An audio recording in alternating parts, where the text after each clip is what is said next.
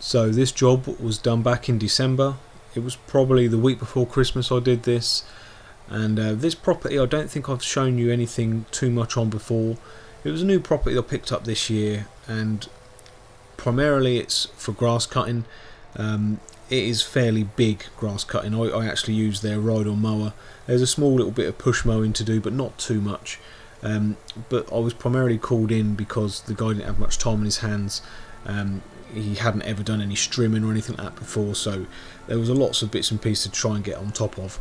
A lot of these bushes here I've never cut before, so this one today I was just trying to get it back under control a little bit. It had just been left for probably 2 or 3 years, getting bigger and bigger, and I really wanted to get it back under control so that once a year I can maybe pop round and just keep it tight and tidy. So as I say, I was primarily here for cutting the grass. That was the main thing. There were sort of 3 main jobs to do, I suppose. The grass was the biggest one, and then there was a little bit of weed killing needs doing on the drive quite regularly, and then sort of 3 or 4 bushes like this, little bits of hedge maybe.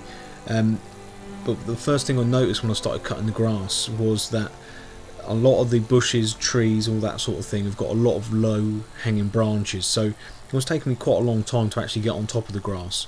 So this time of year, in the few visits I've got coming up in January, I'm going to get in there and I'm going to take all the low hanging branches off, because it'll really help me in the summertime when I'm cutting the grass, not having to keep ducking underneath all these trees all the time. I want to have every branch sort of head height, so that when I'm cutting the grass I'm not having to worry about I'm going to knock myself out.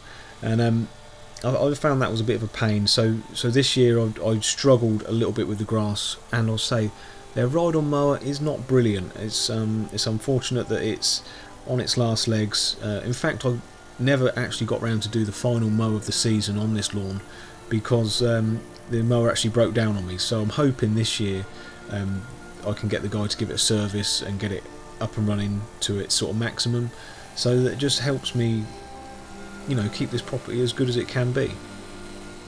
So as I say, you've not seen much of this property before, but I probably will show you a bit more of it in the spring if I get a chance. I know that the lawn looks fairly massive here, but there's a big section in the middle of it which is left to go fairly wild, so I only cut a small section of it. I'll show you some more of that in the spring. Anyway, back to this bush guys that I'm cutting. I'm using here my Stihl Kombi, or Stihl multi-tool, whatever you want to call it. I'm quite seriously thinking about getting the extending pole. It's just the pole that extends it out a little bit longer. If any of you guys are using any of that, let me know in the comments how we get on with it. Just found recently I've had to be popping up onto ladders a little bit more, and if I could get an extending pole which would maybe extend it out a metre more, would be quite handy, I think.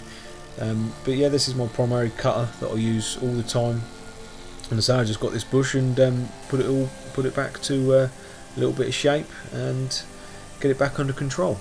Anyway guys, I'll let you watch the end of the video. Thanks for watching, take care, be good, I'll see you soon.